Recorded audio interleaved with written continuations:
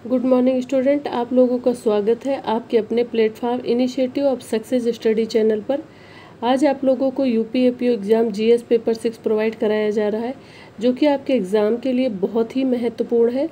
जैसा कि बहुत से स्टूडेंट्स की डिमांड है कि ज़्यादा से ज़्यादा जीएस की टेस्ट सीरीज़ या पेपर सॉल्व कराए जाए, तो आप लोगों के डिमांड के अकॉर्डिंग मेरी और मेरी टीम की पूरी कोशिश होगी कि आपको अधिक से अधिक टेस्ट पेपर कराए जाए। चलिए आज का पेपर करते हैं। क्वेश्चन नंबर 1 देखिए, निम्नलिखित में से निम्नलिखित में से किस सागर में लवणता सबसे अधिक है? ऑप्शन ए कैस्पियन सागर, ऑप्शन बी भूमध्य सागर, ऑप्शन सी लाल सागर, ऑप्शन डी मृत सागर। इसका आप लोग अपने आंसर नोट डाउन करते चलिए।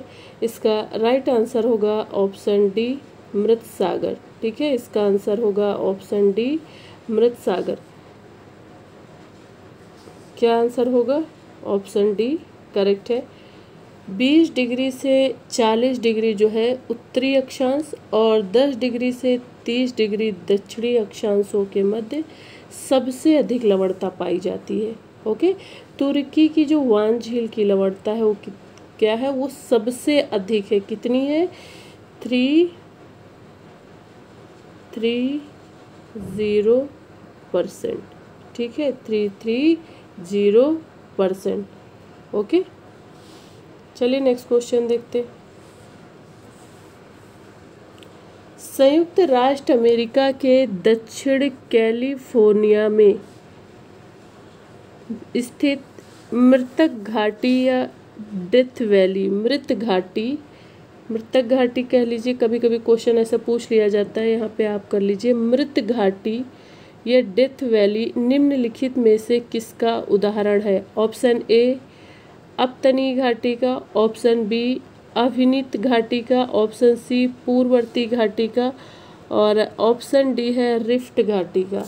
इसका आंसर क्या होगा? इसका आंसर होगा ऑप्शन डी रिफ्ट घाटी का। ठीक है, रिफ्ट घाटी का अमेरिका के दक्षिण कैलिफोर्निया में स्थित मृतक घाटी या रिफ्ट घाटी का उदाहरण है। ठीक है, जो अमेरिका के दक्षिण कैलिफोर्निया में स्थित मृतक घाटी जो है वो रिफ्ट घाटी का उदाहरण है। रिफ्ट घाटी का विकास उस समय होता है जब दो जो है भ्रंश रेखाओं के मध्य चट्टानी स्तंभ नीचे की ओर धंस जाता है, तब क्या होता है बताएं आप लोग? रिफ्ट घाटी का विकास होता है। ओके, चलिए नेक्स्ट क्वेश्चन देखते हैं।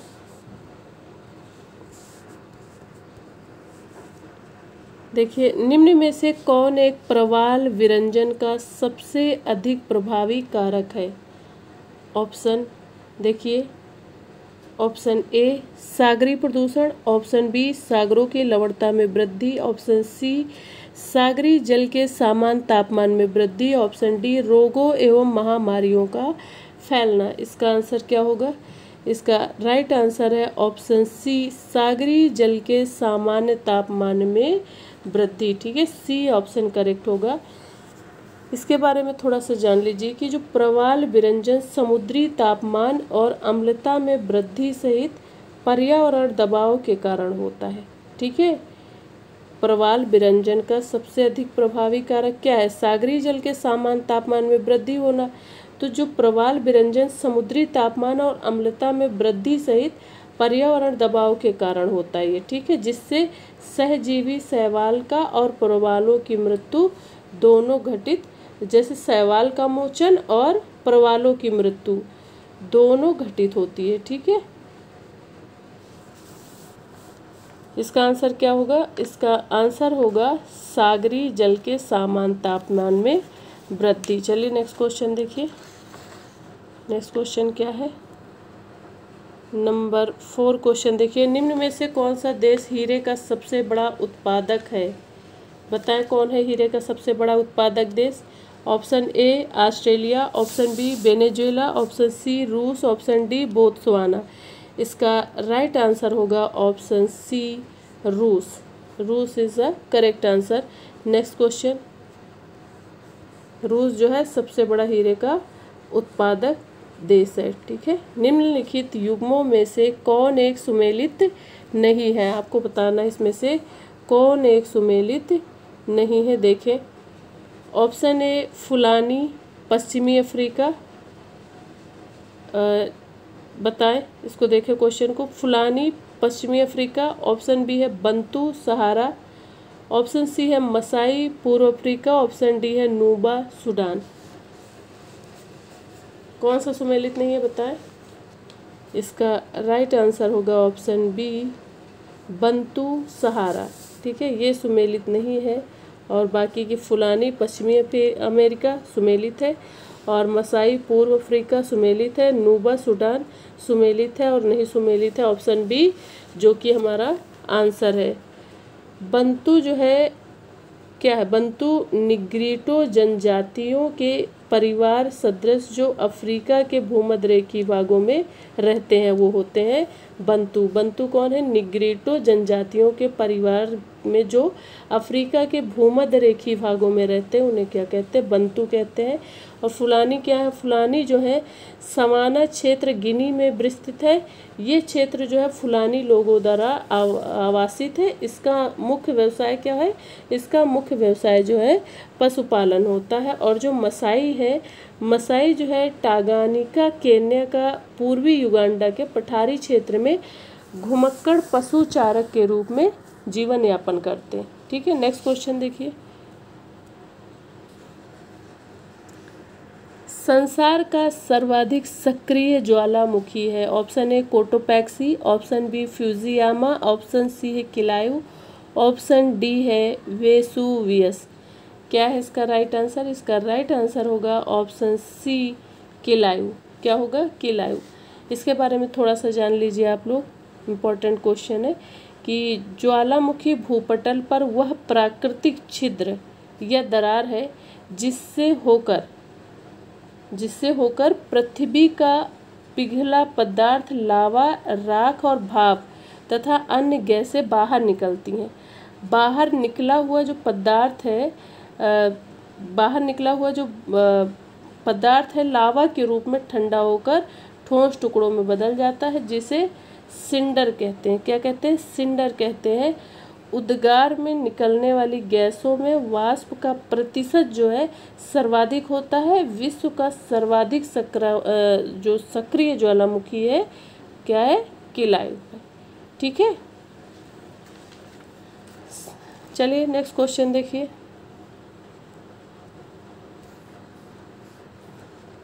निम्नलिखित में से कौन ठंडी समुद्री धाराएं हैं। ऑप्शन ए हम्बोल्ट धारा, ऑप्शन बी ब्राजील धारा, ऑप्शन सी ओयासियो धारा, ऑप्शन 4 है कनारी धारा। कौन सा इसमें से सही है, कूट में देखिए। पहले हम देख लेते हैं कौन कौन से सही है, फिर हम कूट पे चलते हैं। देखिए, हम्बोल्ट धारा पूछा क्या गया है कि निम्नलिखित में से कौन ठंडी समुद्री धारा है, तो हम्बोल्ट धारा जो है क्या है, ठंडी समुद्री धारा है, सही है। फिर ब्राज़ील धारा, ये भी सही है। ठीक है, उसके बाद क्या है, थर्ड नहीं होगा, 4 है कनारी धारा। तो 1, 2 और 4 हमारा आंसर होगा। देखिए 1, 2 और 4 हमें कहाँ मिलता है, 1, 2 और 4 सी ऑप्शन है, इसलिए हमारा आंसर होगा ऑप्शन सी। ठीक है, नेक्स्ट क्वेश्चन, डार्लिंग श्रृंखला। अच्छा, ये जो क्वेश्चन था आप देखिए कहाँ क्वेश्चन है कि निम्नलिखित में से कौन ठंडी समुद्री धारा है। तो एक निश्चित दिशा में बहुत अधिक दूरी तक महासागरीय जल की एक राशि के प्रवाह को महासागरीय जलधारा कहते हैं। ये धारा 2 प्रकार की होती है, गर्म जलधारा एवं ठंडी जलधारा। और ये निम्नलिखित है, आप जान लीजिए कौन कौन सी है। एक तो गर्म जलधाराएं कौन कौन सी ये जान लीजिए आप, और ठंडी जलधारा कौन सी है ये जान लीजिए। जो गर्म जलधाराएं हैं वो है गल्फ स्ट्रीम जलधारा, ये अटलांटिक में है, और ब्राज़ील जलधारा ये अटलांटिक सागर में है, फ्लोरिडा जलधारा ये भी अटलांटिक पे है, और गिनी जलधारा ये भी अटलांटिक, और जो अगुलहास जलधारा है ये हिंद महासागर पे। ठीक है, और उसके बाद जो ठंडी जलधाराएं हैं वो हम्बोल्ट जलधारा है प्रशांत महासागर पे, और कनारी जलधारा है अटलांटिक महासागर, और लेब्राडोर जलधारा है ये अटलांटिक महासागर पर, और क्यूराइस जलधारा है ये किस सागर महासागर पे है, ये प्रशांत महासागर पे है। ठीक है, इसका आंसर क्या था? इसका आंसर था ऑप्शन सी 1, 2 और 4। ठीक है, नेक्स्ट क्वेश्चन। डार्लिंग श्रृंखला ऑस्ट्रेलिया के निम्नलिखित तटों में से किस पर अवस्थित है? ऑप्शन ए उत्तर पूर्वी तट, ऑप्शन बी दक्षिण पूर्वी तट, ऑप्शन सी पूर्वी तट, ऑप्शन डी दक्षिणी पश्चिमी तट। इसका राइट आंसर क्या होगा? इसका राइट आंसर होगा ऑप्शन डी दक्षिणी पश्चिमी तट। Okay, next question. Gautam Buddha का महापरिनिर्वाण जिस राज्य में हुआ था वो है? Option A Anga, option B Magadh, option एक सेकेंड, आप लोग ये जो 8 नंबर क्वेश्चन था इसके बारे में थोड़ा सा जान लीजिए पहले। देखिए क्या है क्वेश्चन, एक सेकेंड, देखिए 8 नंबर क्वेश्चन देख लीजिए आप लोग।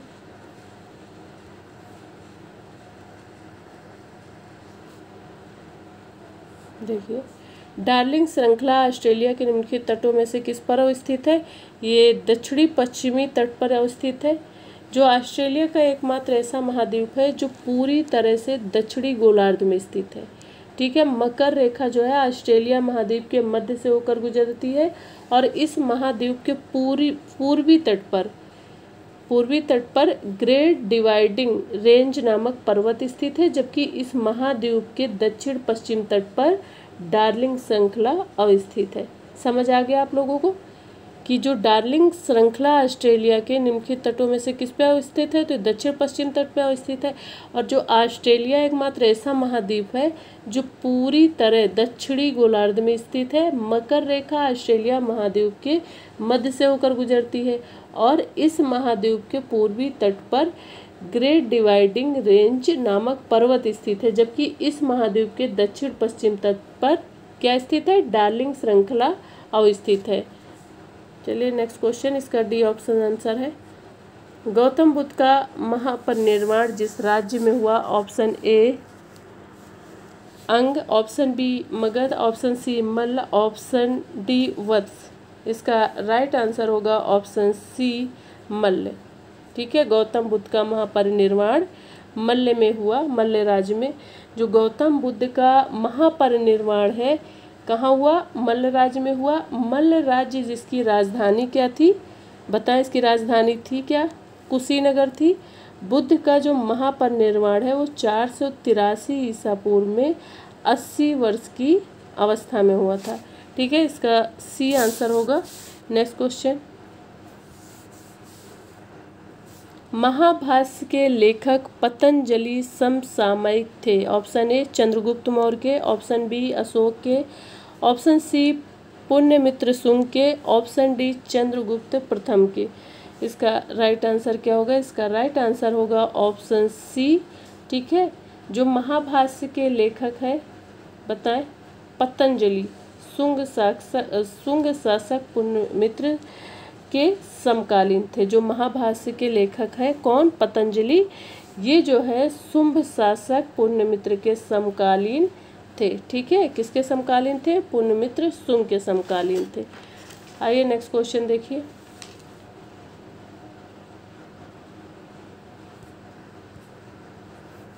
पहला गुप्त शासक जिसने सिक्के जारी किए थे? ऑप्शन ए श्रीगुप्त था, ऑप्शन बी चंद्रगुप्त प्रथम था, ऑप्शन सी है समुद्रगुप्त था, ऑप्शन डी है चंद्रगुप्त द्वितीय था।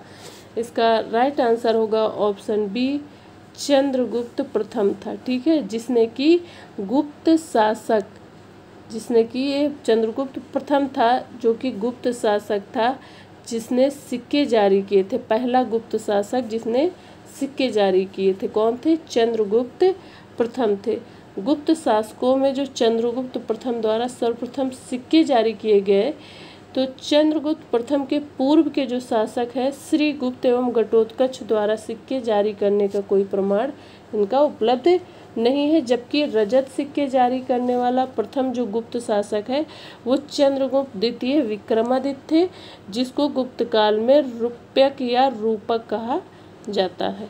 ठीक है, नेक्स्ट क्वेश्चन देखिए।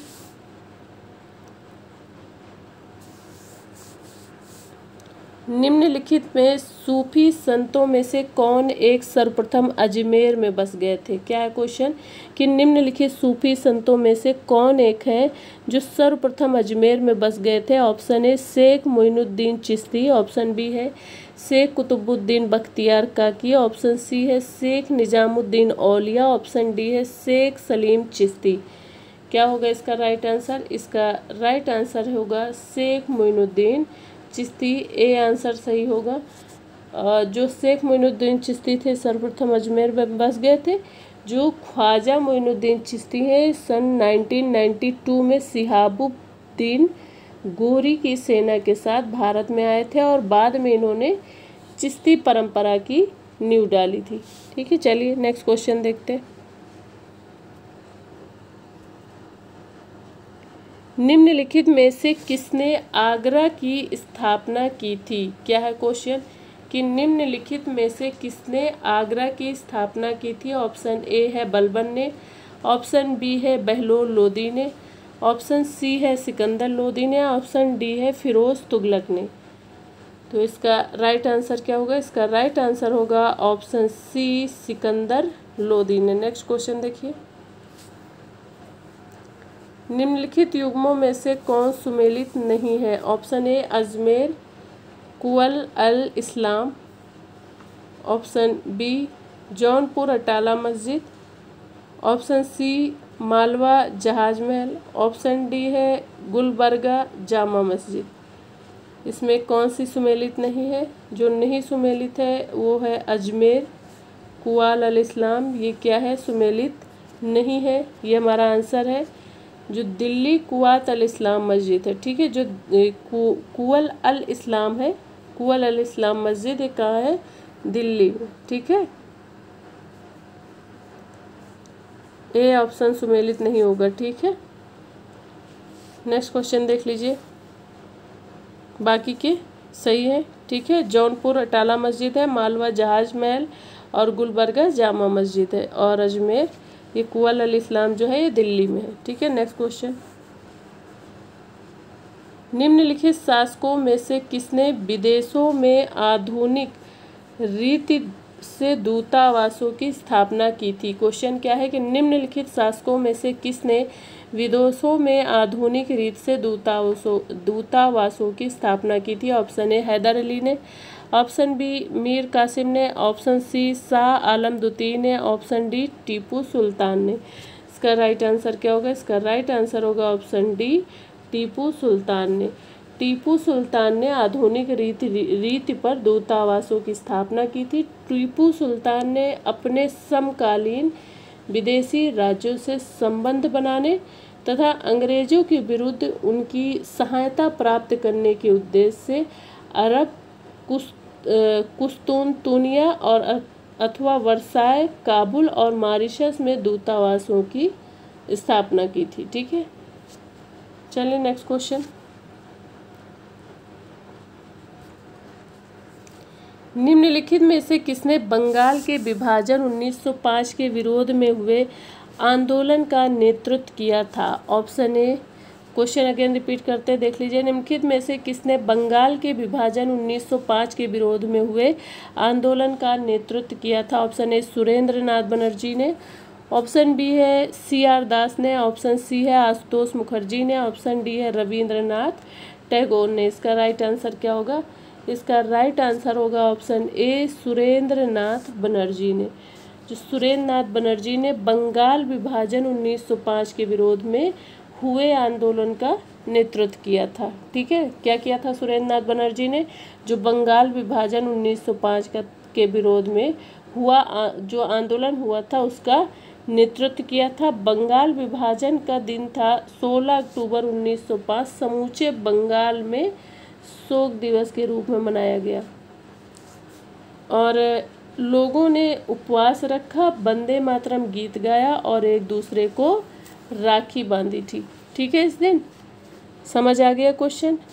नहीं समझ आया तो एक बार रिपीट कर दे, ठीक है। अगर समझ आ गया है तो नेक्स्ट क्वेश्चन देखते हैं। क्वेश्चन था कि निम्नलिखित में से किसने बंगाल के विभाजन 1905 के विरोध में हुए आंदोलन का नेतृत्व किया? तो सुरेंद्र नाथ बनर्जी ने बंगाल विभाजन 1905 के विरोध में हुए आंदोलन का नेतृत्व किया था। और बंगाल विभाजन का दिन जो समूचे बंगाल में शोक दिवस के रूप में मनाया गया था, वो कौन सा दिन था? वो 16 अक्टूबर 1905 था, जो कि समूचे बंगाल में शोक दिवस के रूप में मनाया गया था। लोगों ने उस दिन उपवास रखा और वंदे मातरम गीत गाया और एक दूसरे को राखी भी बांधी थी, ठीक है। नेक्स्ट क्वेश्चन, इसका आंसर सुरेंद्र नाथ बनर्जी होगा, ए ऑप्शन, ठीक है। नेक्स्ट क्वेश्चन देखिए, क्वेश्चन नंबर 17 देखिए, मैं एक समाजवादी और गणतंत्रवादी हूँ और मुझे राजाओं और राजकुमारों में विश्वास नहीं, ये वक्तव्य संबंधित है। ऑप्शन ए नरेंद्र देव से, ऑप्शन बी अच्युत पटवर्धन से, ऑप्शन सी जयप्रकाश नारायण से, ऑप्शन डी है जवाहरलाल नेहरू से। इसका राइट आंसर क्या होगा? इसका राइट आंसर है ऑप्शन डी जवाहरलाल नेहरू। क्या कहा था जवाहरलाल नेहरू ने? ये वक्तव्य किससे संबंधित है? जवाहरलाल नेहरू से। तो जवाहरलाल नेहरू ने मैं एक समाजवादी और गणतंत्रवादी हूँ और मुझे राजाओं और राजकुमारों में विश्वास नहीं है, ये कथन जवाहरलाल नेहरू से संबंधित है। और नेहरू जी ने सर्वप्रथम बांकीपुर के अधिवेशन में एक कांग्रेस प्रतिनिधि के रूप में भाग लिए थे और आर्थिक क्षेत्र में नेहरू जो है समाजवादी थे और उन्होंने आर्थिक आवश्यकता पर बल दिया था, ठीक है। आइए नेक्स्ट क्वेश्चन देख लेते हैं। निम्नलिखित में से किसने मित्र मेला संघ को शुरू किया? क्वेश्चन क्या है कि निम्नलिखित में से किसने मित्र मेला संघ को शुरू किया? ऑप्शन ए श्यामजी कृष्ण वर्मा ने, ऑप्शन बी है विनायक दामोदर सावरकर ने, ऑप्शन सी है लाला हरदयाल ने, ऑप्शन डी है सोहन सिंह भकना ने। तो इसका आंसर क्या होगा? इसका राइट आंसर होगा विनायक दामोदर सावरकर ने, ठीक है। बी आंसर होगा। जो विनायक दामोदर सावरकर द्वारा जो है 1899 में स्थापित मित्र मेला नामक संस्था ही कालांतर में अभिनव भारत समाज, जो अभिनव भारत समाज हम सुनते हैं वो क्या था? वही था हमारा क्या? मित्र मेला, ठीक है। जो विनायक दामोदर सावरकर द्वारा 1899 में स्थापित मित्र मेला था नामक संस्था ही कालांतर में अभिनव भारत समाज के रूप में प्रसिद्ध हुई, जिसका महाराष्ट्र के क्रांतिकारी संघों में प्रथम स्थान था, ठीक है। किसने शुरू किया था? विनायक दामोदर सावरकर ने, ठीक है। चलिए नेक्स्ट क्वेश्चन देखिए, बी आंसर होगा इसका। निम्नलिखित में से किसी एक आंदोलन के साथ अरुणा आसफ अली जुड़ी थी? ऑप्शन देख लीजिए। ऑप्शन है, एक सेकेंड, निम्नलिखित में से किसी एक आंदोलन के साथ अरुणा आसफ अली जुड़ी थी? ऑप्शन ए है खिलाफत आंदोलन, ऑप्शन बी है असहयोग आंदोलन, ऑप्शन सी है सबिना अवज्ञा आंदोलन, ऑप्शन डी है भारत छोड़ो आंदोलन। किससे जुड़ी हुई थी बताएं आप लोग? इसका राइट आंसर होगा ऑप्शन डी भारत छोड़ो आंदोलन। नेक्स्ट क्वेश्चन देख लीजिए। स्थानीय शासन व्यवस्था को किस वायसराय के समय में प्रोत्साहन मिला? Option A Lord Mayo, option B Lord Ripon, option C Lord Dufferin, option D है लॉर्ड कर्जन। इसका राइट आंसर क्या होगा? इसका राइट आंसर होगा ऑप्शन बी लॉर्ड रिपन। क्या होगा answer? Option B Lord Ripon. Next question,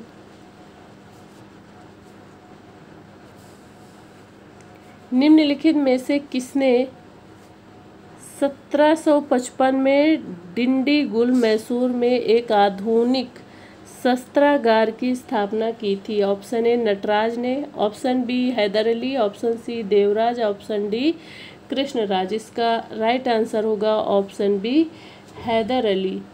जो हैदर अली के समय में ही प्रथम आंग्ल मैसूर युद्ध 1767 से 69 प्रारंभ हुआ था, जिसमें हैदर अली को आंशिक सफलता प्राप्त हुई थी। दूसरा जो आंग्ल मैसूर युद्ध था 1780 से 1784 के बीच भी हैदर एवं अंग्रेजों के मध्य हुआ था, जिसमें क्या हुआ था, हैदर अली की मृत्यु हो गई थी। 1755 में ये हैदर अली ने फ्रांसीसियों की मदद से डिंडीगुल या तमिलनाडु में है, डिंडीगुल तमिलनाडु में आधुनिक शस्त्रागार स्थापित किया था। ठीक है, चलिए नेक्स्ट क्वेश्चन देखते हैं। सूची फर्स्ट को सूची सेकंड से सुमेलित कीजिए और सूचियों के नीचे दिए गए कूट से सही उत्तर चुनिए। देखिए कूट, पहले हम आंसर देख लेते हैं फिर कूट की बात करते हैं। देख लीजिए, पहले मैच कराइए आप लोग। इलाहाबाद की संधि देखिए 1765, मंगलौर की संधि 1784, सालबाई की संधि 1782 और मद्रास की संधि 1769।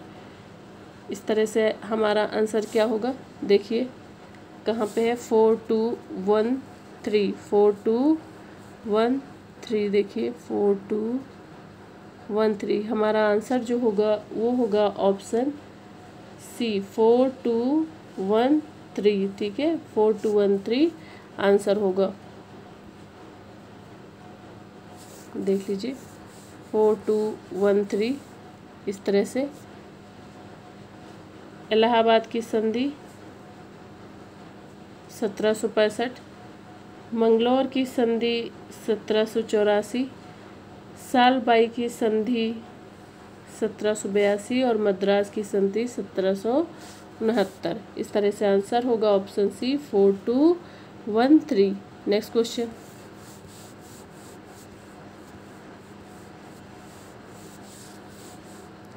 भारतीय संविधान की प्रस्तावना में पंथ निरपेक्ष शब्द जोड़ा गया। ऑप्शन ए 25वें संशोधन द्वारा, ऑप्शन बी है 42वें संशोधन द्वारा, ऑप्शन सी है 44वें संशोधन द्वारा, ऑप्शन डी है 52वें संशोधन द्वारा।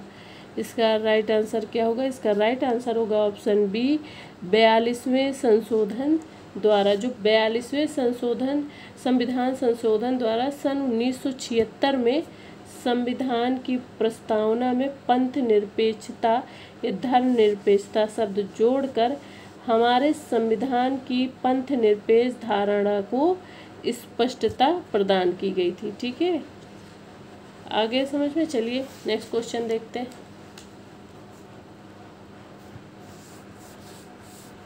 देखिए क्या है, ध्यानाकर्षण सूचना के प्रावधान ने निम्नलिखित में से किसके क्षेत्र को सीमित किया। ऑप्शन ए अल्पावधि चर्चा, ऑप्शन बी प्रश्नकाल, ऑप्शन सी स्थगन प्रस्ताव, ऑप्शन डी शून्यकाल।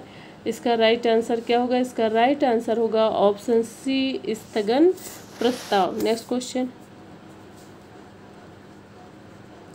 क्या है, क्वेश्चन देखिए, प्रोटेम स्पीकर का कर्तव्य होता है। प्रोटेम स्पीकर का कर्तव्य होता है ऑप्शन ए स्पीकर की अनुपस्थिति में सदन की कार्रवाई का संचालन करना, ऑप्शन बी है सदस्यों को शपथ दिलाना, ऑप्शन सी है स्थानांतरण के रूप से स्पीकर का कार्य करना जब स्थानापन्न रूप से स्पीकर का कार्य करना जब स्पीकर के चुनाव की संभावना न हो, ऑप्शन डी है केवल सदस्यों के चयन प्रमाण पत्रों को चेक करना कि वह सही है। तो इसमें से क्या आंसर होगा, प्रोटेम स्पीकर का कर्तव्य होता है सदस्यों को शपथ दिलाना। क्या बी ऑप्शन करेक्ट होगा, सदस्यों को शपथ दिलाना। जो अस्थायी अध्यक्ष या प्रोटेम स्पीकर का कार्य आम चुनाव के पश्चात निर्वाचित सदस्यों को शपथ दिलाना होता है। जब लोकसभा पहली बार बैठक के लिए आमंत्रित की जाती है तो जो है राष्ट्रपति लोकसभा के किसी सदस्य को अस्थायी अध्यक्ष नियुक्त करता है तथा सामान्यतः वरिष्ठतम सदस्य को इस हेतु चुना जाता है। अस्थायी अध्यक्ष सदन की अध्यक्षता करता है जिससे कि नए सदस्य शपथ आदि ले सकें और अपना अध्यक्ष चुन सके। ठीक है, चलिए नेक्स्ट क्वेश्चन। भारतीय संविधान के कौन से अनुच्छेद नागरिकता से संबंधित हैं? ऑप्शन ए अनुच्छेद 3 से 10, ऑप्शन बी अनुच्छेद 4 से 11, ऑप्शन सी अनुच्छेद 5 से 11, ऑप्शन डी अनुच्छेद 6 से 11। इसका राइट आंसर क्या होगा? इसका राइट आंसर होगा ऑप्शन सी अनुच्छेद 5 से 11 में किससे संबंधित है? नागरिकता से संबंधित है। नेक्स्ट क्वेश्चन, भारतीय संसद की सबसे बड़ी समिति कौन सी है? भारतीय संसद की सबसे बड़ी समिति कौन सी है? ऑप्शन ए लोक लेखा समिति, ऑप्शन बी प्राक्कलन समिति, ऑप्शन सी लोक उपक्रम समिति, ऑप्शन डी है याचिका समिति। इसका राइट आंसर होगा ऑप्शन बी प्राक्कलन समिति। ठीक है, बी ऑप्शन करेक्ट होगा। जो प्राक्कलन समिति का उद्भव है कब हुआ था? 1921 में स्थायी वित्तीय समिति के गठन के रूप में देखा जा सकता है। और स्वतंत्रता प्राप्ति के जो है पश्चात तत्कालीन मतलब स्वतंत्रता प्राप्ति के बाद तत्कालीन जो वित्त मंत्री हैं जॉन मथाई की सिफारिश पे जो है 1950 में ऐसी पहली समिति गठित की गई थी और इसमें 25 सदस्य होते थे, लेकिन 1956 में इसके सदस्यों की संख्या को क्या किया गया? बढ़ाकर 30 कर दी गई थी और इसके सभी 30 सदस्य जो है लोकसभा से होते थे। यह समिति जो है भारतीय संसद की सबसे बड़ी समिति है और समिति के सदस्य प्रत्येक वर्ष लोकसभा के सदस्यों के बीच से चुने जाते हैं। ठीक है, नेक्स्ट क्वेश्चन, निम्नलिखित में से किस पर गतिरोध दूर करने हेतु लोक और राज्यसभा की संयुक्त बैठक हो सकती है? निम्नलिखित में से किस पर गतिरोध दूर करने हेतु लोकसभा और राज्यसभा की संयुक्त बैठक हो सकती है? ऑप्शन ए सामान्य विधेयक, ऑप्शन बी धन विधेयक, ऑप्शन सी संवैधानिक संशोधन विधेयक, ऑप्शन डी है विनियोग विधेयक। इसका क्या हो जाएगा राइट आंसर? इसका राइट आंसर है ऑप्शन ए सामान्य विधेयक। ए ऑप्शन करेक्ट होगा। और जो है संसद का संयुक्त अधिवेशन बुलाने का प्रावधान संविधान के किस अनुच्छेद में? 108 में है। ये भी जान लीजिए कि जो संसद का संयुक्त अधिवेशन बुलाने का प्रावधान है वो संविधान के अनुच्छेद 108 में दिया गया है। नेक्स्ट क्वेश्चन, निम्न में से कौन एक रिट न्यायालय में कार्रवाई लंबित होने की दशा में लागू की जाती है? क्या है क्वेश्चन कि निम्न में से कौन एक रिट न्यायालय में कार्रवाई लंबित होने की दशा में लागू की जाती है? ऑप्शन ए परमादेश, ऑप्शन बी है उत्प्रेषण, ऑप्शन सी है प्रतिषेध या प्रोहिबिशन, ऑप्शन डी है अधिकार परीक्षा। तो इसका राइट आंसर क्या होगा? प्रतिषेध या प्रोहिबिशन। सी ऑप्शन करेक्ट होगा। देखिए सी ऑप्शन करेक्ट है। नेक्स्ट क्वेश्चन, उत्तर प्रदेश लोक सेवा आयोग के व्यय किस निधि पर भारित होते हैं? ऑप्शन ए भारत की संचित निधि पर, ऑप्शन बी है राज्य की संचित निधि पर, ऑप्शन सी है फीस द्वारा इसके स्वयं की एकत्र निधि पर, ऑप्शन डी है आकस्मिक निधि पर। तो इसका राइट आंसर क्या होगा? इसका राइट आंसर होगा राज्य की संचित निधि पर। इस तरह से बी ऑप्शन करेक्ट होगा, राज्य की संचित निधि पर। नेक्स्ट क्वेश्चन, एक टेलीविजन में दूरस्थ नियंत्रण के लिए किस प्रकार के विद्युत चुंबकीय विकिरण का उपयोग किया जाता है? ऑप्शन ए औरक्त का, ऑप्शन बी पराबैंगनी का, ऑप्शन सी दृश्य का, ऑप्शन डी इनमें से कोई नहीं। तो इसका राइट आंसर क्या होगा? इसका राइट आंसर होगा ऑप्शन ए औरक्त। ठीक है, ए ऑप्शन करेक्ट होगा, औरक्त विकिरण। नेक्स्ट क्वेश्चन, हाइड्रोजन बम निम्न में से किस सिद्धांत पर आधारित है? क्या है क्वेश्चन कि हाइड्रोजन बम निम्न में से किस सिद्धांत पर आधारित है? ऑप्शन ए नियंत्रित संगलनक अभिक्रिया, ऑप्शन बी है नियंत्रित संगलन अभिक्रिया, ऑप्शन सी है नियंत्रित विखंडन अभिक्रिया, ऑप्शन डी है नियंत्रित विघटन अभिक्रिया। तो इसका राइट आंसर क्या होगा? इसका राइट होगा अनियंत्रित संगलन अभिक्रिया। क्या हो जाएगा? अनियंत्रित संगलन अभिक्रिया। इस तरह से इसका आंसर जो होगा वो बी हो जाएगा। नेक्स्ट क्वेश्चन,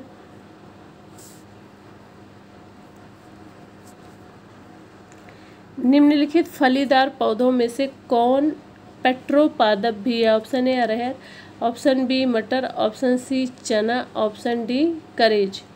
क्या होगा इसको राइट आंसर बताएं आप लोग। इसका राइट आंसर होगा ऑप्शन डी करेज। ठीक है, करेज इसका नया आंसर है। नेक्स्ट क्वेश्चन,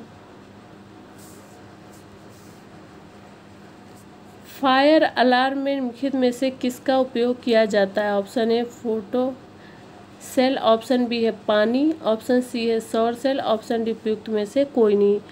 अगेन क्वेश्चन देख लीजिए, फायर अलार्म में निम्नलिखित में से किसका उपयोग किया जाता है? Option A photo cell, option B पानी, ऑप्शन सी सौर सेल, ऑप्शन डी उपयुक्त में से कोई नहीं। इसका राइट आंसर क्या होगा? इसका राइट आंसर होगा ऑप्शन ए फोटो सेल। ठीक है, क्या होगा? ए ऑप्शन होगा फोटो सेल। नेक्स्ट क्वेश्चन देखिए, नेक्स्ट क्वेश्चन, उपर्युक्त में से कोई नहीं। उपर्युक्त इसका आंसर हो चुका है, देख लीजिए एक मिनट, इसका आंसर हो चुका है फोटो सेल। नेक्स्ट क्वेश्चन देखना है 35 नंबर क्वेश्चन। देखिए 35 नंबर क्वेश्चन, निम्नलिखित में से कौन सा बहुलक एक थर्मोप्लास्टिक नहीं है? Option A Teflon, option B neoprene, option C है पॉलीस्टाइरीन, ऑप्शन डी है पॉलीथीन। इसका राइट आंसर क्या होगा बताएं आप लोग। इसका आंसर दे। इसका राइट आंसर होगा ऑप्शन बी नियोप्रीन। नियोप्रीन इसका आंसर होगा। नेक्स्ट क्वेश्चन,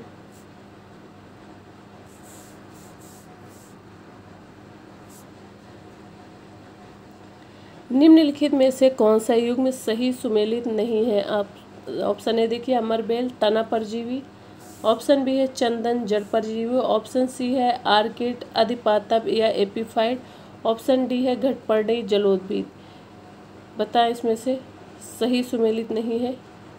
हाँ, इसका ऑप्शन डी सही सुमेलित नहीं है, घटपर्णी जलोद्भिद ये सही सुमेलित नहीं है। नेक्स्ट क्वेश्चन, बाकी की अमरबेल तना परजीवी, ऑप्शन बी चंदन जड़ परजीवी है, आर्किड अधिपादप जो है एपीफाइट है, और घटपर्णी जलोद्भिद जो है सुमेलित नहीं है। नेक्स्ट क्वेश्चन, हाल ही में हमारे वैज्ञानिकों ने केले के पौधे की एक नई और भिन्न जाति की खोज की है जिसकी ऊंचाई लगभग 11 मीटर तक जाती है और उसके फल का गूदा नारंगी रंग का है। ये भारत के किस भाग में खोजी गई है?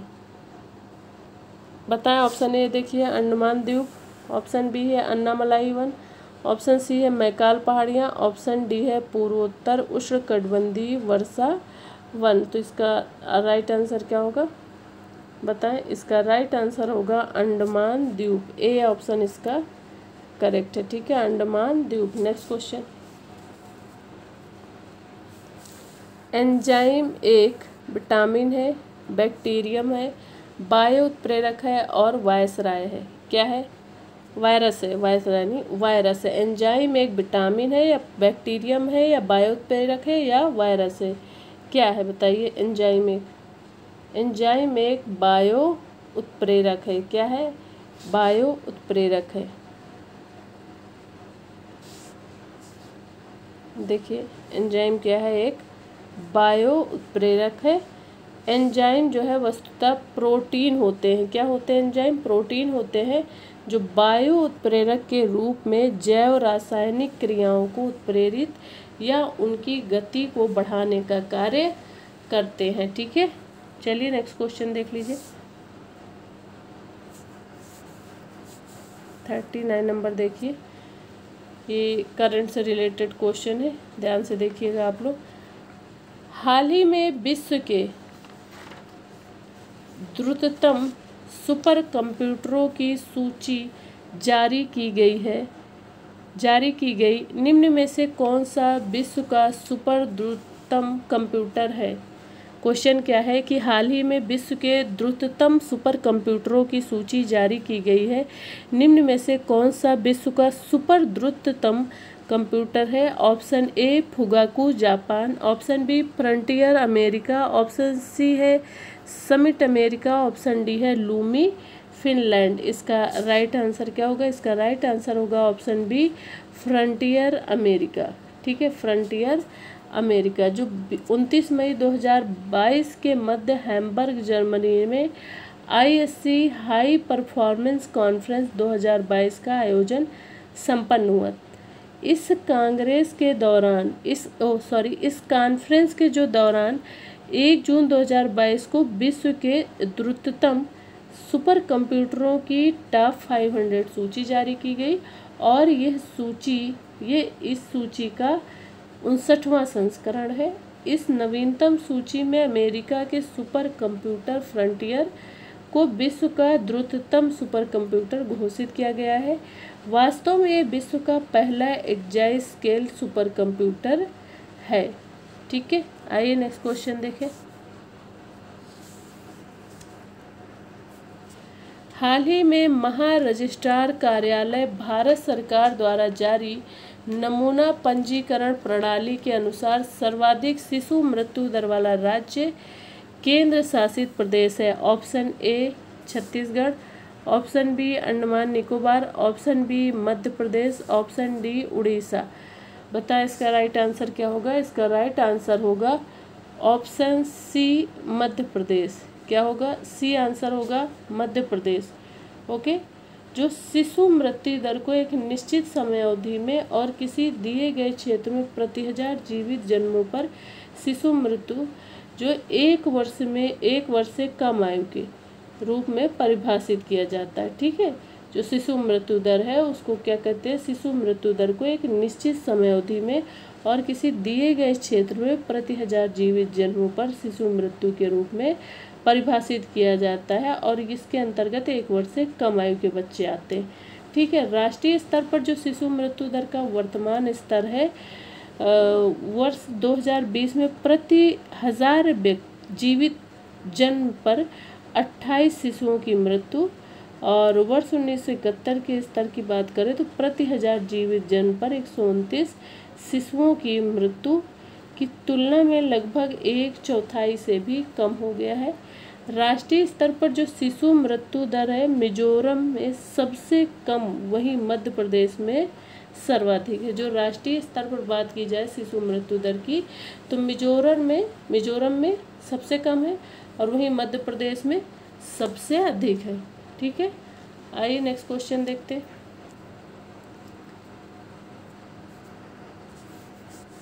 देखिए नेक्स्ट क्वेश्चन, ब्लू ड्यूक को किस राज्य द्वारा राज्य तितली घोषित किया गया। ब्लू ड्यूक को किस राज्य द्वारा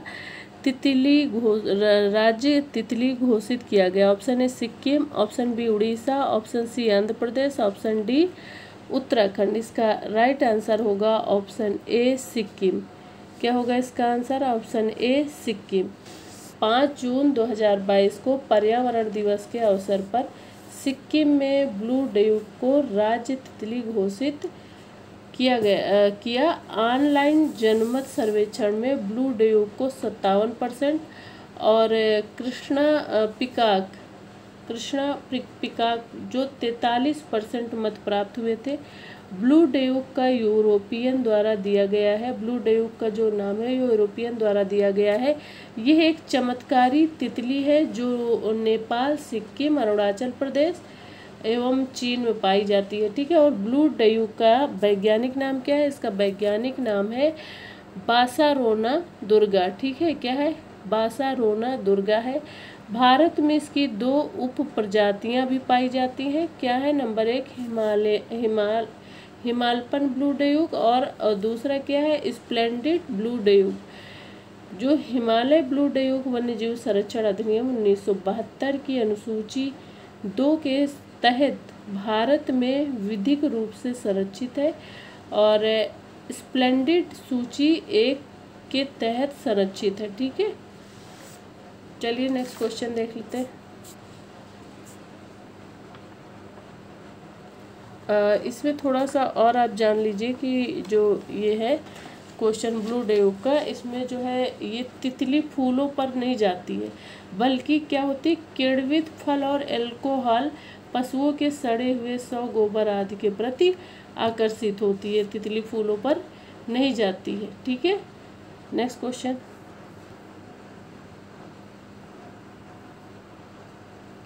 देखिए जून 2022 में किस राज्य सरकार ने तीर्थ यात्रियों के लिए काशी यात्रा योजना शुरू की थी? Option A Kerala, option B Tamil Nadu, option C है कर्नाटक, ऑप्शन डी है तेलंगाना। इसका राइट आंसर क्या होगा? इसका राइट आंसर होगा option C Karnataka. Next question,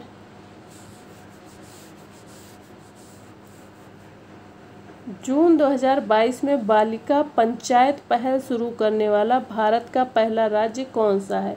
option A Gujarat, option B Maharashtra, option C Madhya Pradesh, option D Uttar Pradesh. इसका राइट आंसर होगा ऑप्शन ए गुजरात। ठीक है, ए ऑप्शन करेक्ट होगा गुजरात। अब गुजरात, इसके बारे में थोड़ा जान लीजिए। गुजरात के कच्छ जिले के कई गांवों में इस पहल की शुरुआत जून 2022 में शुरू की गई थी और यह देश में शुरू की गई पहली बालिका पंचायत है। ये पहल लड़कियों के सामाजिक और राजनीतिक विकास को बढ़ावा देने और राजनीति में लड़कियों की सक्रिय भागीदारी के लिए ऐसा किया गया है। ठीक है, चलिए नेक्स्ट क्वेश्चन। 16वें राष्ट्रीय सांख्यिकी दिवस 2022 का विषय क्या था? क्वेश्चन क्या है कि 16वें राष्ट्रीय सांख्यिकी दिवस 2022 का विषय क्या था? ऑप्शन है एक साथ बेहतर का पुनर्निर्माण, ऑप्शन बी है data for sustainable development, option C है नशीली दवाओं के बारे में तथ्य साझा करें, ऑप्शन डी है रीइमेजिन रिक्रिएट रीस्टोर। तो इसका राइट आंसर क्या होगा? इसका राइट आंसर होगा option B data for sustainable development. ठीक है, ये इसका आंसर होगा। नेक्स्ट क्वेश्चन,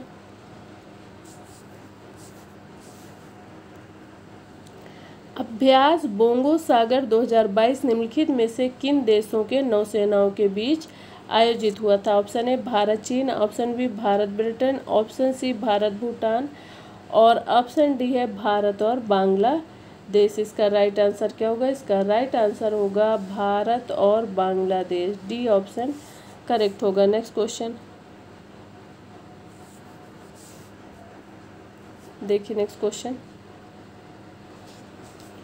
इससे पहले वाले क्वेश्चन के बारे में थोड़ा सा जान लीजिए। शायद ये आप लोगों को बोंगो सागर जो अभ्यास है इसके बारे में कि अब जो अभ्यास बोंगो सागर 2022 भारत एवं बांग्लादेश की नौसेनाओं के बीच द्विपक्षीय नौसैनिक अभ्यास का ये तीसरा संस्करण है, जो कि पोर्ट मोंगला बांग्लादेश तथा बंगाल की उत्तरी खाड़ी में संपन्न हुआ था। कब? 24 मई से 27 मई के बीच 2022 में। ठीक है, और इसका आंसर क्या था? ऑप्शन डी था भारत और बांग्लादेश। ठीक है, नेक्स्ट क्वेश्चन देखिए। क्वेश्चन है 15 से 17 जून 2022 को मुख्य सचिवों का पहला राष्ट्रीय सम्मेलन 2022 जो कि हिमाचल प्रदेश में आयोजित हुआ की अध्यक्षता किसके द्वारा की गई थी? ऑप्शन ए रक्षा मंत्री राजनाथ सिंह द्वारा, ऑप्शन बी है प्रधानमंत्री नरेंद्र मोदी द्वारा, ऑप्शन सी है गृह मंत्री अमित शाह द्वारा, ऑप्शन डी है नितिन गडकरी द्वारा। इसका राइट आंसर क्या होगा? इसका राइट आंसर होगा ऑप्शन बी प्रधानमंत्री नरेंद्र मोदी द्वारा। ठीक है, बी ऑप्शन करेक्ट होगा। मुख्य सचिवों का ये पहला राष्ट्रीय सम्मेलन था 2022 और धर्मशाला हिमाचल प्रदेश ने 15 से 17 जून 2022 को आयोजित हुआ था। कहाँ पे? धर्मशाला है हिमाचल प्रदेश में, वहाँ पे आयोजित हुआ था 15 से 17 जून 2022 के बीच में। जो प्रधानमंत्री नरेंद्र मोदी ने इस बैठक की क्या की थी? अध्यक्षता की थी। और सम्मेलन में 3 विषयों राष्ट्रीय शिक्षा नीति का क्रियान्वयन, और बी है शहरी शासन, सी है फसल विविधीकरण तथा तिलहन दलहन एवं अन्य कृषि उत्पादों में आत्मनिर्भरता पर विचार विमर्श किया गया। ठीक है, नेक्स्ट क्वेश्चन।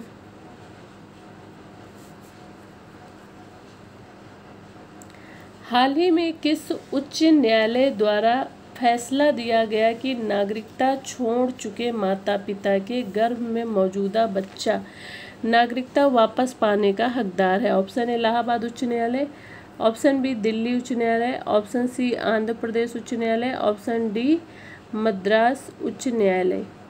क्या होगा इसका आंसर? इसका राइट आंसर होगा ऑप्शन डी मद्रास उच्च न्यायालय। डी ऑप्शन करेक्ट होगा।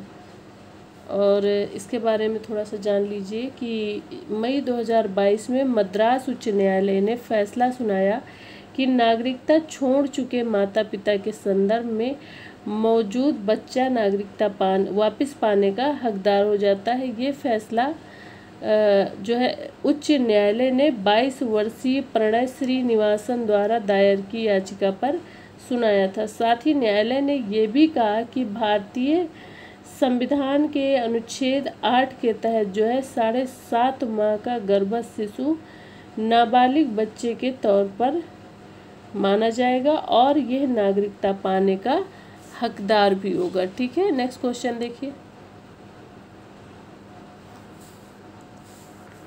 विश्व खाद्य सुरक्षा दिवस 2022 की थीम क्या थी? थीम क्या है? और ऑप्शन देख लीजिए। ऑप्शन है सुरक्षित खाद्य बेहतर स्वास्थ्य, safer food better health. Option B है पूर्व चेतावनी और शीघ्र कार्रवाई। ऑप्शन सी है स्वच्छ वायु स्वस्थ ग्रह। ऑप्शन डी है हम समाधान का भाग है। क्या होगा इसका राइट आंसर? सुरक्षित खाद्य बेहतर स्वास्थ्य। देखिए किस ऑप्शन में है, सुरक्षित खाद्य और बेहतर स्वास्थ्य। ये हमारा ए ऑप्शन करेक्ट होगा। ठीक है, नेक्स्ट क्वेश्चन।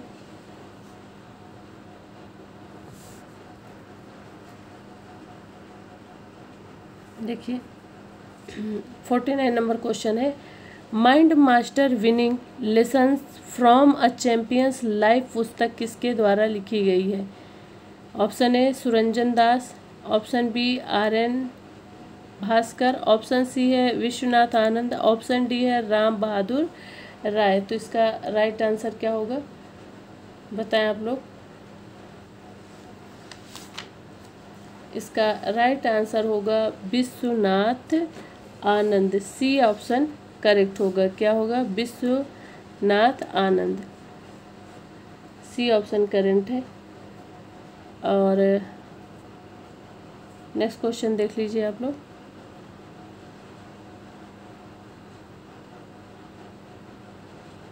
देखिए नेक्स्ट क्वेश्चन,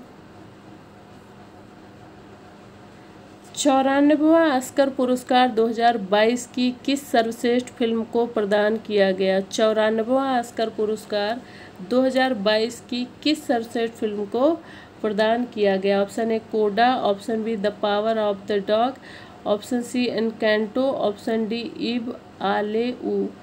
तो इसका राइट आंसर क्या होगा? इसका राइट आंसर होगा, आप लोगों ने आंसर लिख लिया है अपना। इसका राइट आंसर है कोडा। ऑप्शन ए करेक्ट होगा।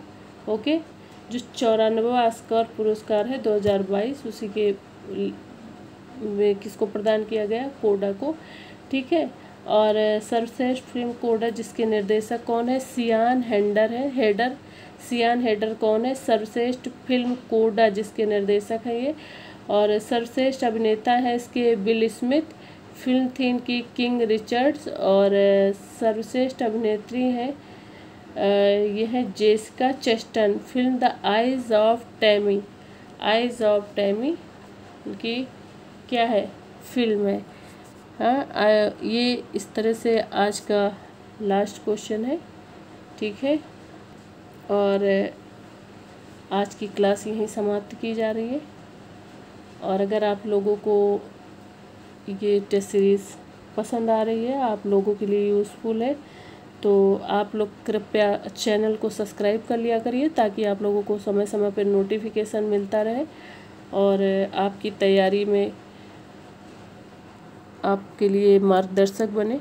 ठीक है, चलिए मिलते हैं नेक्स्ट क्लास में। Thanks for watching.